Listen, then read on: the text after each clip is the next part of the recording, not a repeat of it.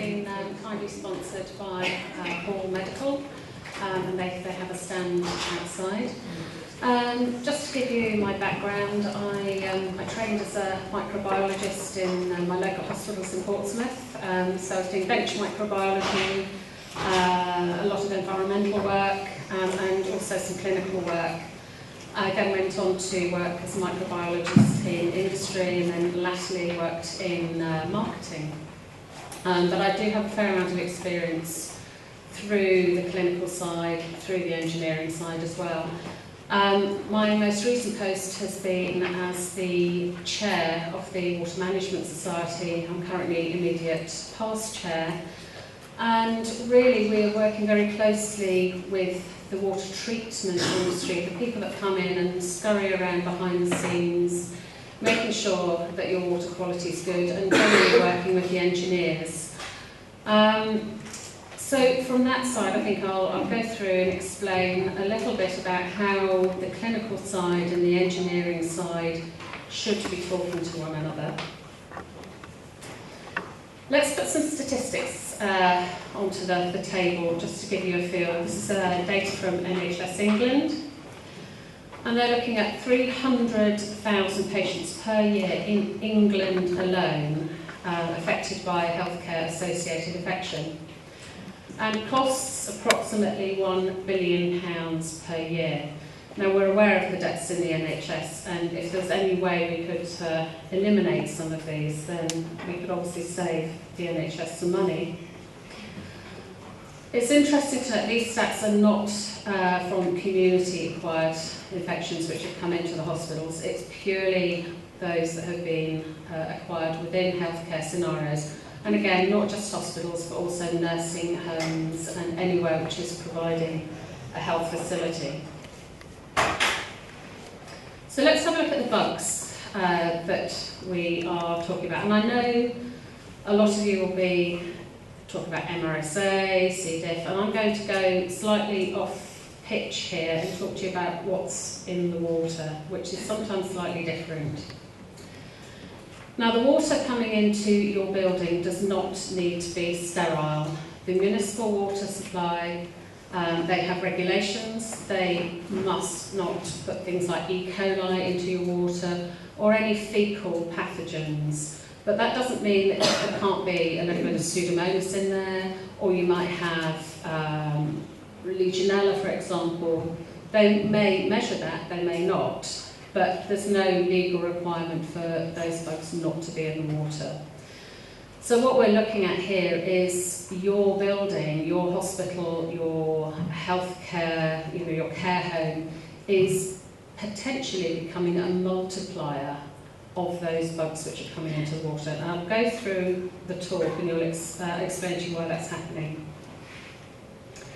So to be pathogenic, if I'm going to drink some E. coli, that probably isn't going to be great because that's a pathogen if you ingest it. If I drink Pseudomonas, probably I won't feel any harm from that because I've probably got a lot of Pseudomonas within my gastrointestinal tract anyway.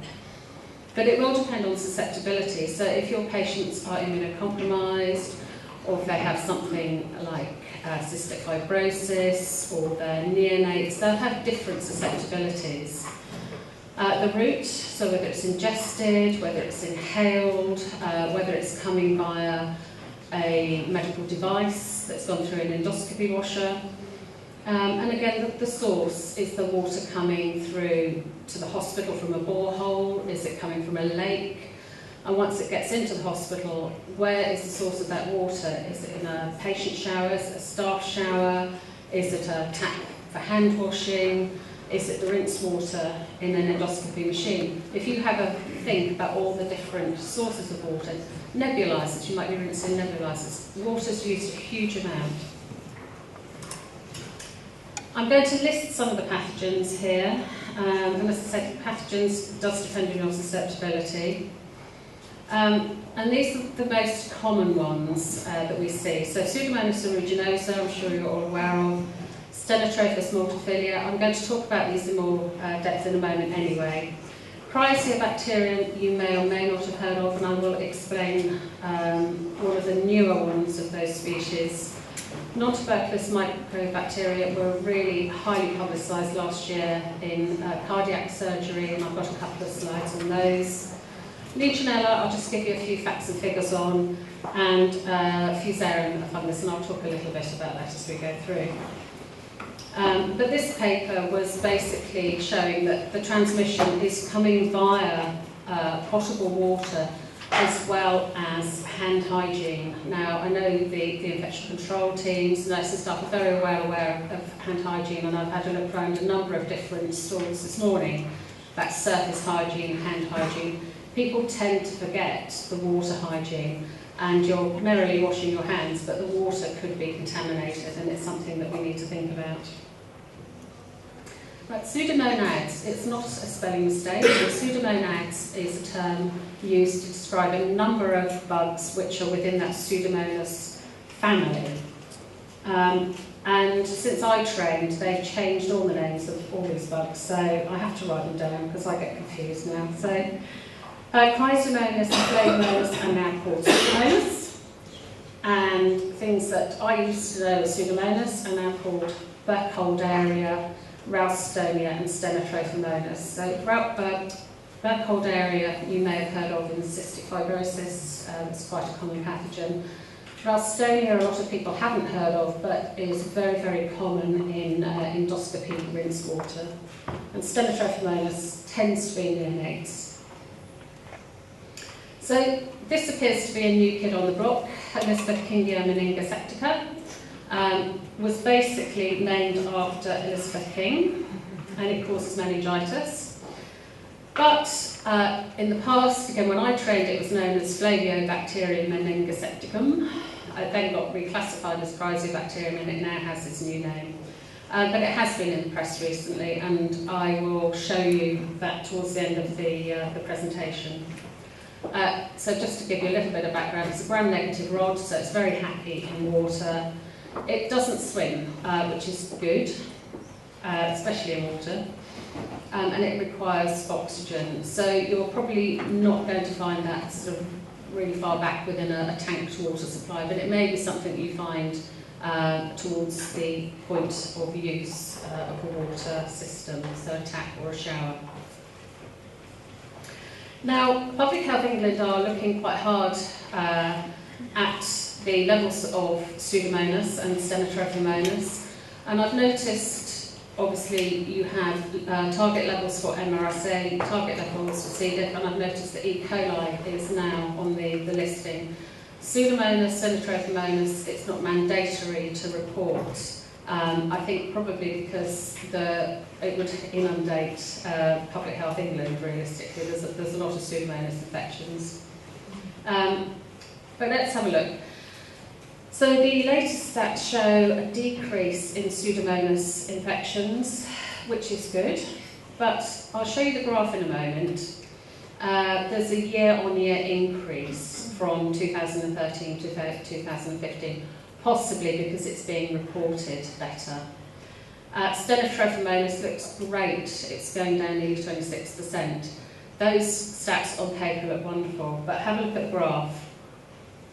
Doesn't look so good, does it? So the top black line is the Pseudomonas, and that's increasing, and my prediction will be that that black line will carry on increasing quite sharply, and we'll talk about resistance in a moment. The Stenotrophomonas, because it is one bug, and it's just infecting a very small minority of patients, probably will continue to track at that level. But again, time will tell on that. So Pseudomonas aeruginosa is the most frequently identified bacteremia. So for myself, when I'm out trying to look at the clinical risk assessments in hospitals, that's the one that I need to have at the forefront of my mind.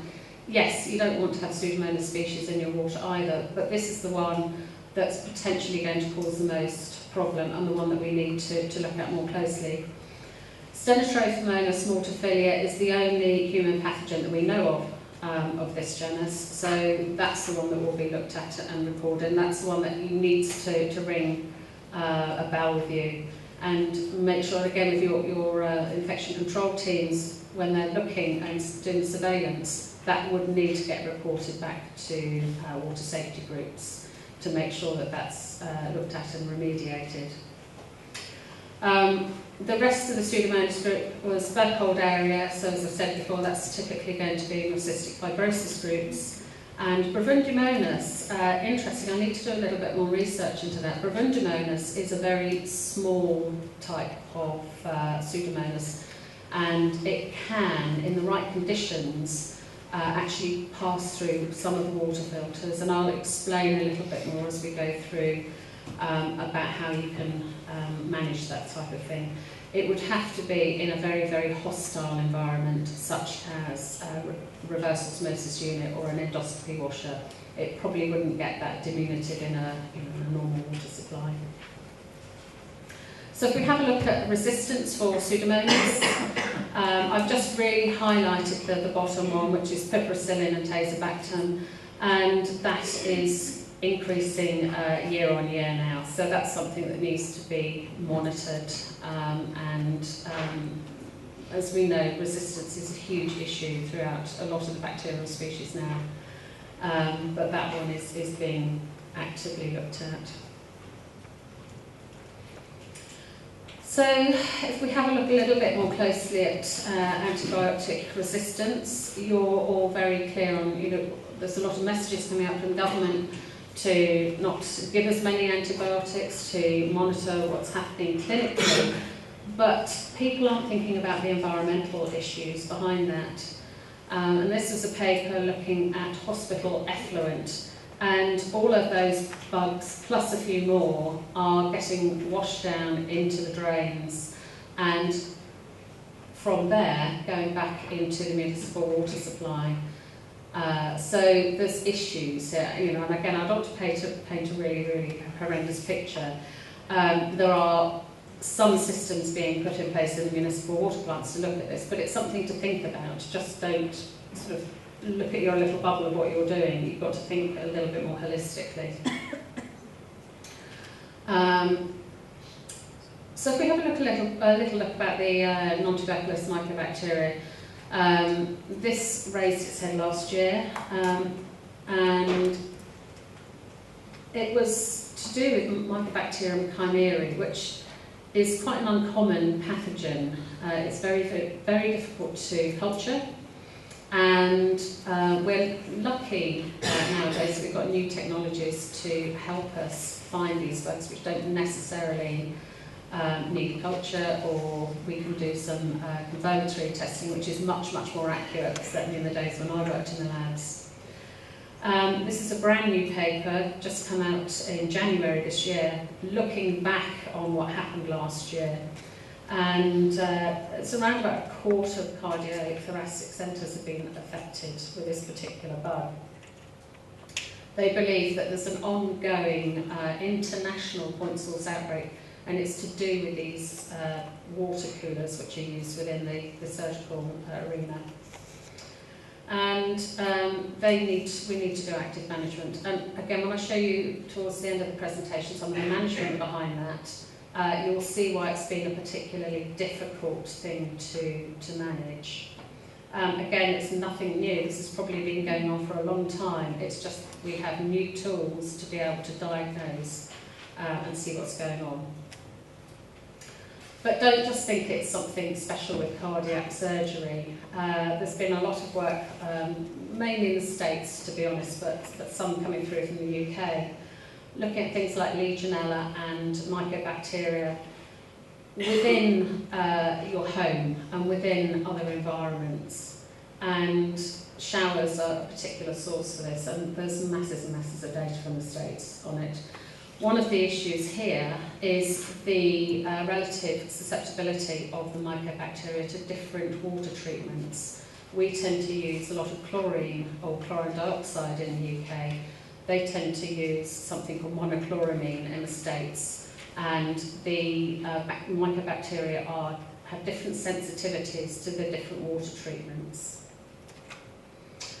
Don't forget fungi. I think people are very aware, if you've got a bone marrow transplant unit, you've got to make sure that the air is filtered. We know about aspergillus, but people don't consider that those bugs can actually come in through the water supply, and there's plenty of evidence out there to show aspergillus, fusarium and other fungi are actually within the water that can then come into those very, very critical units. And there was a lot of work done in, some of it was done in Norway, where they have big reservoirs and big lakes, and oddly enough they have very high levels of fungi in the water. And they did some comparative work in Holland where it's all come from boreholes, and that was very little in there. So that's why I'm saying you need to consider your water source. Legionella, just to sort of give you a little sort of updated facts about it. Most of it's coming from community or from travel abroad. So there's a very good website, it's called the ESGI website, and you can put in your potential hotel in Greece or Turkey. I recommend you do it this time of the year and see which ones have got Legionella and which have been named and shamed in the past. The good thing about this, though, is nosocomial, the hospital side of things, is very carefully controlled now. I think estates have done a phenomenal job there. The percentages are very low. They are monitoring consistently for this. It's a legal requirement to have Legionella risk assessments and plans in place. And it's showing that, that the remedial work they're doing is taking those figures down. I haven't got the 2015 figures at the moment, so hopefully that's going to maintain that trend. Right, the other thing that's in the water, which you may or may not know about, are amoebae. And this is a picture showing amoebae which have engulfed Legionella. Which is a great thing for them to do. They will engulf them, and then you would hope they're going to ingest them, kill them, and job done. Legionella is a smart bug, and what it does is to turn off that feeding mechanism, and it will then use the amoebae as a food source, which is why it's very difficult to get a good measurement of Legionella in your water. Generally what happens, you'll get a sample and you may have picked up a few amoebae in there. They then break on the way to the labs, and you've suddenly got a count of 10,000 or more, and everybody's in a major panic. And then you retest and you might have 0. So it's you kind of need to do an ongoing monitoring, either microbiological or chemical or temperature, whatever your control is in place. But Legionella is not the only one that interacts with amoebae. There are other ones, and again, that's a very familiar list to what I've been showing you earlier. So Pseudomonas tends to go on the attack, so it will surround the amoebae and they will sort of go from the outside in. Stenotrophogonus, Acinetobacter, Non-Tuberculous Mycobacteria, and something called Aeromonas hydrophila. So they're all part of this this biofilm which is going on. So in an ideal world, I'm sure most of the clinical staff amongst you will understand biofilms from implantable catheters, etc. But the same mechanism happens in your water system. So if you get any bacteria which are settling out on that pipework, they'll very quickly form a biofilm and interact with all of the other bugs in the water, form this community, and then potentially slough off and feed other parts of the system. So it's a biofilm that you really need to control. It can take days, it can take weeks, it can take minutes, depending on your water treatment and what's in place. So I quite often tell people, they say, well, how does a biofilm form? How long? How can I prevent it? A biofilm is what's going on your teeth every single minute of the day. That's a biofilm growing. So they're very, very clever in the way that these bugs interact together. So let's have a look at what goes on in the real world. poor practice. This is a wonderful tap, was a bath tap, and this is underneath the bit, which you may not normally see, and it's absolutely covered in scale. And that flow straightener at the end, when that was removed, was actually copper. Now, copper is used by engineers quite often as something which is there to prevent biofilm, to prevent the growth of bugs in the water. But clearly, once you get a biofilm on the copper, then that biofilm will potentially scale up and create a really wonderful nutrient source. So this is the type of thing that we need to control. Now that's a really worst case scenario, and I would hope we didn't see that in any of your hospitals. But let's have a look at other sources. So the first two, design, materials and construction, that's probably out of most of your control. But this is where we need to start talking to designers, to architects, to the people that are building wards, building hospitals, and making sure that they understand the microbiology. They quite often understand, we need X amount of hand-washing sinks, or we need to make sure we don't have any scalding because it's a high-risk area for children.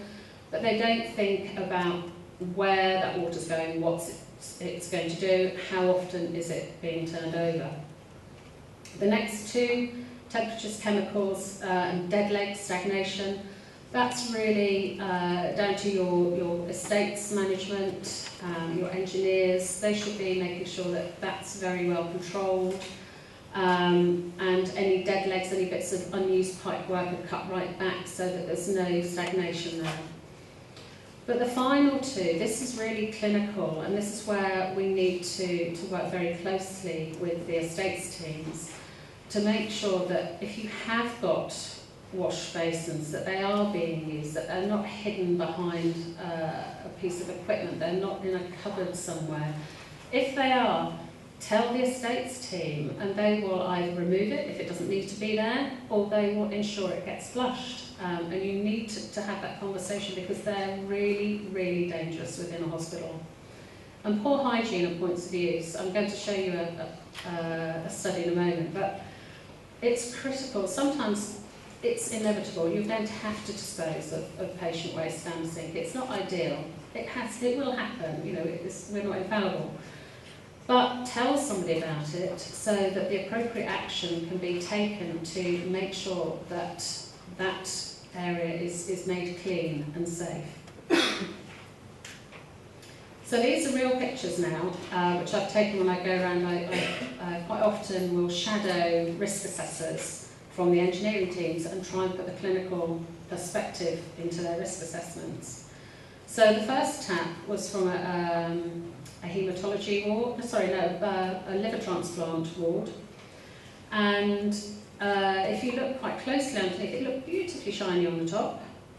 But that's got a flow straightener on the end, and you probably can't see very clearly.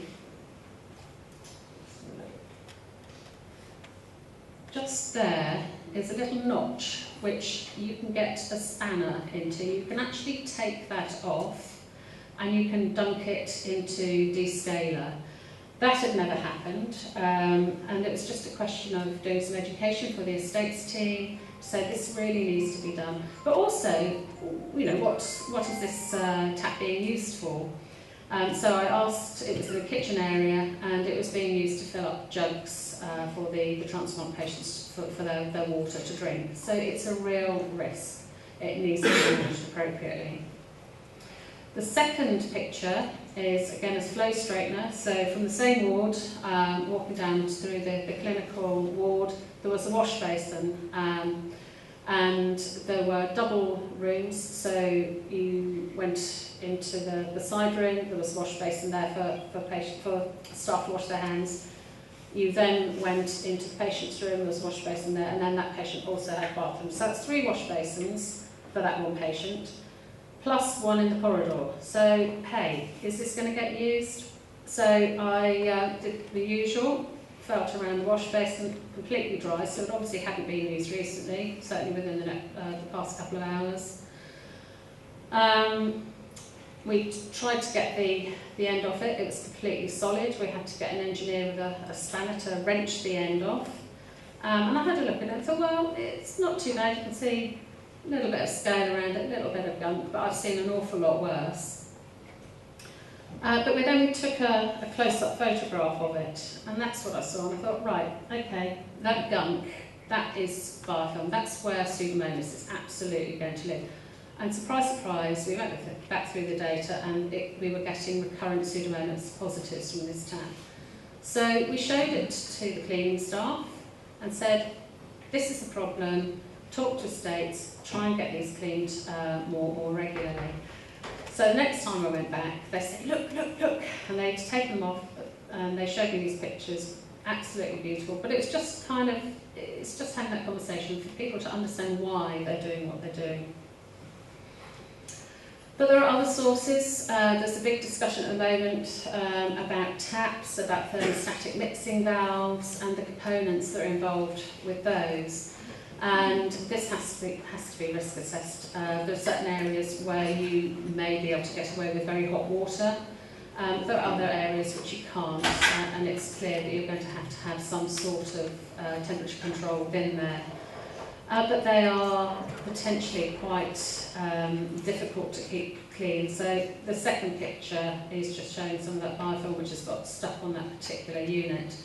But there are a lot of components within there, and this is where the estates teams, the designers, start to need to talk to one another, saying this isn't good enough.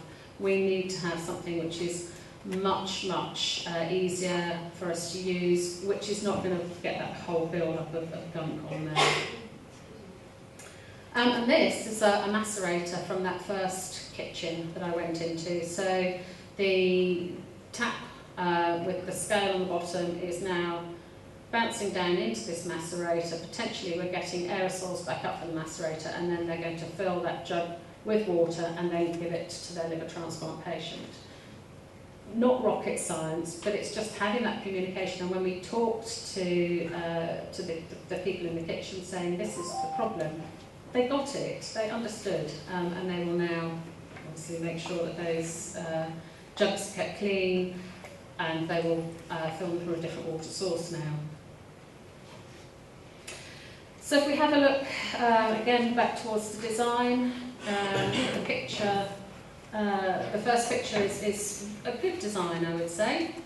You've got your hand gel or your soap, which is not dripping over the tap, which can then drip around and create a nutrient source. You've got your wavy thing away from the tap so that you're not trying to wave underneath it and then touch the tap from underneath.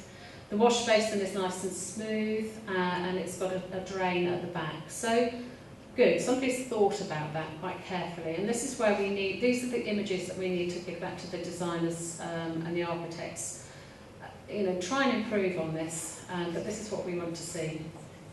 And the second picture is a typical disaster, really. You've got a shower head with the hose just dangling in potentially warm water when somebody fills that bath up. You've got equipment really close to it, so potentially splashing. And this is unnecessary. We don't want to see that. We want to see the shower head being hung up. We want to see any equipment away from that type of scenario. I did actually go on this same liver transplant ward. I watched the cleaning of a wash basin, and the lady was wonderful. She came out and she changed the cloths from the bathroom to the clinical room. She cleaned the taps. She cleaned all the way around the wash basin and around the drain, and I thought, fantastic. And she's going to put that back into the disinfectant, but no. She then cleaned the preparation area where they were going to make the drugs up, cleaned up and down the walls, and then washed the taps again. I was like, but it's just education. It's education. If you told her what she's done and why she's done it, she would never ever do that again. It's just having that conversation. So let's have a look at the evidence base and what I find. I tend to do a journal review every month, so I've picked out some of the highlights for the last couple of years for you. So Legionella. These are two papers from a lady in Hungary. It's basically her against the world in Hungary. She understands problems with Legionella. She knows there are recommendations for water temperatures, but she's finding it very difficult to try and get anything put into legislation. Now we're okay, we've got the legislation in the UK. 50 to 55 degrees C for water depending on where you are, generally 55 in healthcare environments at the tap. You don't want to have a temperature dropping system of more than 10 degrees C. So again, we have quite strict regulations about what the temperature should be of water coming into the building and that at the taps. And by doing that, she has shown that there was a significant reduction in risk and colonisation for Legionella.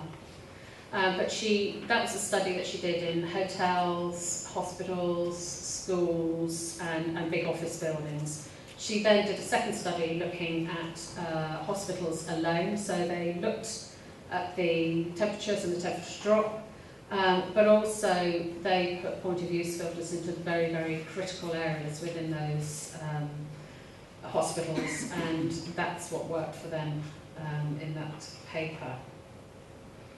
Pseudomonas, this is a UK paper, and it was basically a big systematic review of the association between water and Pseudomonas. They looked at over 196 papers and found 25 which were of a good enough quality to include in the study. And they all demonstrated transmission of Pseudomonas either to the patient or from the hands of the healthcare worker back into the taps. It's a two-way thing.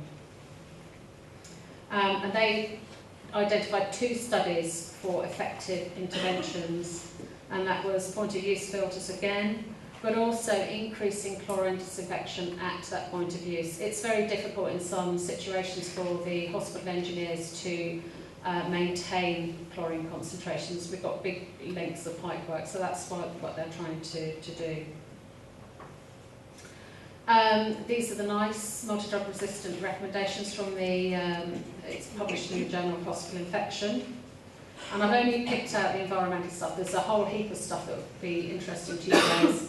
But just the water stuff and the environmental stuff. So good practice, don't put stuff down the sink. You know, it's good practice, we know that. It can happen, and that's fine. Just tell somebody about it. But there's a strong evidence about risk assessments. And I know you probably don't want to hear about risk assessments and you think, oh, it's engineering and Legionnaires. It's not. It has to be done according to the organisation's water safety plan, and infection control need to report back when you get colonisation or infections rising. So that team need to understand why that's happening, and then they can put the appropriate remediation in place. They may choose to use point of use filters. They may choose to change the taps out. That's up to the water safety group to decide. But it's really important that that communication happens. Validation. Most companies will provide good validation for their products. Ideally third-party validation from field trials, from where it's being used in hospitals or healthcare. I picked on this particular one, which I thought was interesting because it's actually two companies that have worked together to say, well, my tap does this, my filter does this, but actually the two of them together also work. And I think that's good. I've not seen that before, companies actually working together to provide evidence. Ralstonia, I said I'll talk a little about. This is a paper, clinical paper, looking at patients with cystic fibrosis and Crohn's, 55 cases, and most of it was due to contaminated water, saline or sterile drugs going into the patient's veins. When they looked back, they found that these Ralstonia was able to pass 0.45 and 0.2 micron filters. So this is an issue because you can't always steam sterilise or heat sterilise drugs. They have to use filters. So solution, in a lot of the pharmaceutical manufacturing, they actually use the 0.1 micron filters to sterilise the drugs so that they can go intravenously. Now, can we use that within our environment, within hospitals? Well, potentially, yes. So where we would find Ralstonia is in an endoscopy rinse water, and it's usually due to contamination of the reverse osmosis systems. So bung a 0.1 micron filter into that situation and you've probably nailed your Ralstonia problem. So it's just thinking about the environment that these bugs grow in and the epidemiology. Talked about the Elizabeth Kingia, and this is the paper that was published last year. So it's a 22-month outbreak in an intensive care unit. They couldn't culture it, it's very difficult, they couldn't identify it with the technology that they had. So there's a new technique in a lot of hospital labs now called MALDI-TOF. I can never remember, it's matrix assisted something or other. Anyway, you get a little bit off your culture, put it on a plate, and literally it's a toothpick onto a plate, goes into the machine, costs about 2 or 3 pence, and it tells you exactly what that bug is. Great. So it's really helping us to identify these new bugs out there. They found it in the taps, oddly enough. It's a biofilm producer. And they solved this with using a tap which had an automatic daily flush, and they did it 3 times daily automatically and resolved the issue. I said I'd talk to you about the non-tuberculous mycobacteria within the cardiac scenario. They didn't just find NTMs, they found coliforms, pseudomonas, fungi within these machines. They're basically a glorified water bath. They stand about this high. They've got a lot of pipework attached to them. So this is a study from Birmingham, and they looked at a variety of different decontamination regimens.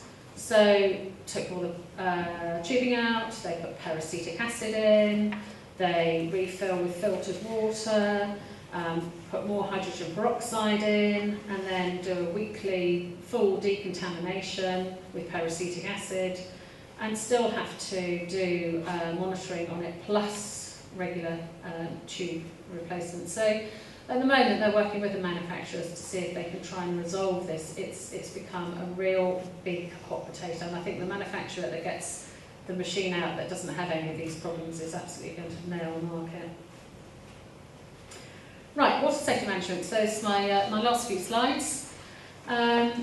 We are looking now at water safety groups and water safety plans. I wanted a nice image to put up here so you didn't fall asleep.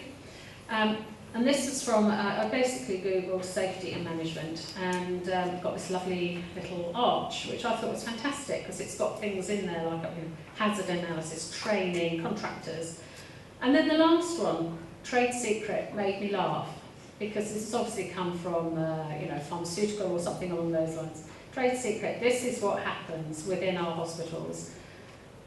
Infection control know what they're doing, clinical know what they're doing, engineering know what they're doing, nobody's talking. This is the box we need to eradicate and get people talking. So HTMO401 is hopefully going somewhere towards that. It was revised last year. It used to be completely Legionella focused. It's now about all waterborne pathogens. But the basic premise is the same: risk assessments, preventive control exposure, check. Look, check. Training, but the new thing really was water safety groups and water safety plans.